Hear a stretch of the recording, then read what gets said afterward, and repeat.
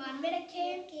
और आज आप लोग देख सकते हैं कि हम चारों बहन भाई हम लोगों ने 3 पीस और अच्छे अच्छे कपड़े पहने हुए हैं।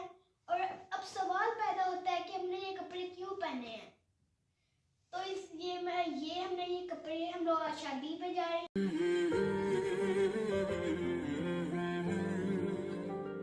हुए बेचैन पहली बार हमने नाज ये जाना।